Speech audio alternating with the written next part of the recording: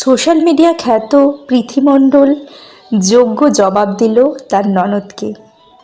তোমরা হয়তো সকলেই শুনেছ, তবুও আমি যতটুকু জানি তোমাদের সাথে শেয়ার করছি। পৃথি তার ননদের উদ্দেশ্যে বলল, একজন viral innocent and the great, যার একটা সামান্য মন খারাপের ভিডিও দেখে পুরো সোশ্যাল মিডিয়া উথাল পাথাল হয়ে যায়।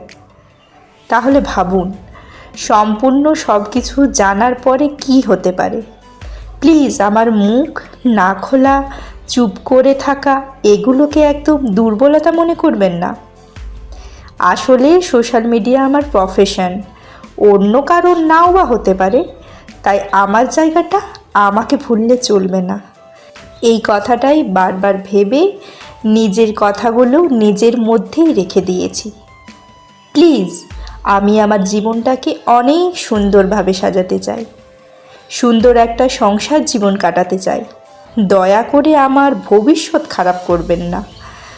বর্তমানের এই ঘটনাগুলোই ভবিষ্যতে খুব খারাপ রূপ নেবে। আজ আমি চাইলে কমিউনিটি পোস্ট না করে 30 মিনিটের একটা ভিডিও বানিয়ে আপলোড করেই দিতাম, কারণ ব্লগ ভিডিও বানানোর থেকে ফ্যামিলির পার্সোনাল ঘটনা নিয়ে ক্যামেরার সামনে বলা অনেক বেশি সহজ।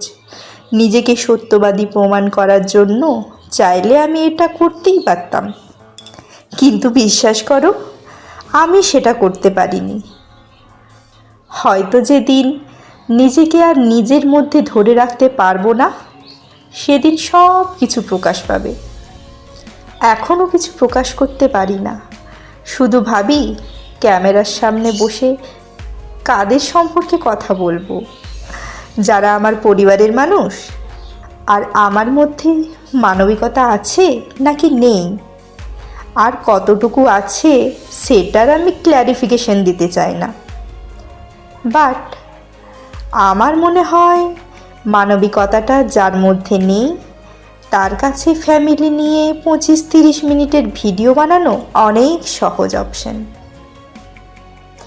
আর আমাকে যেভাবে মেন্টালি হ্যারাসমেন্ট করা হচ্ছে, তাতে আমার মনে হচ্ছে তারা কোথাও একটু ভুল করছে, কারণ আমি সেই আগের পৃথি নই যে অনেক বোকা, অনেক শান্ত। পরিস্থিতির সাথে সাথে 2025 সালের পৃথি এখন যথেষ্ট ম্যাচিওর। আমাকে উত্ত্যক্ত করে লাভ নেই। ভগবান আমাকে অনেক সহ্য এবং ধৈর্য ক্ষমতা দিয়েছেন, না হলে ওরকম 25-30 মিনিটের ক্ল্যারিফিকেশন ভিডিওস আমার চ্যানেলেও আসতে পারত। আর বাকি রইল একটা বাড়ির বউ হিসেবে আমার পরিচিতি। আমি শুধু একটা বাড়ির বউ নই, আমি একটা বাড়ির মেয়েও।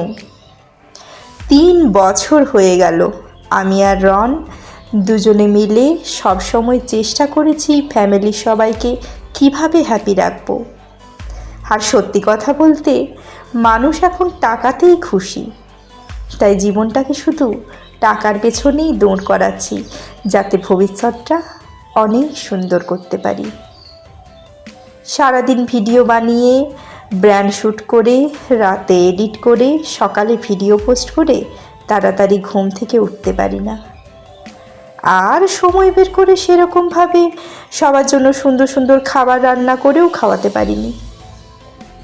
আমি মনে করি একটা মেয়ের রান্নাঘরে যাওয়ার থেকেও বেশি ইম্পর্টেন্ট একটা মেয়ে নিজের প্রতি নিজের নির্ভরশীল হওয়া।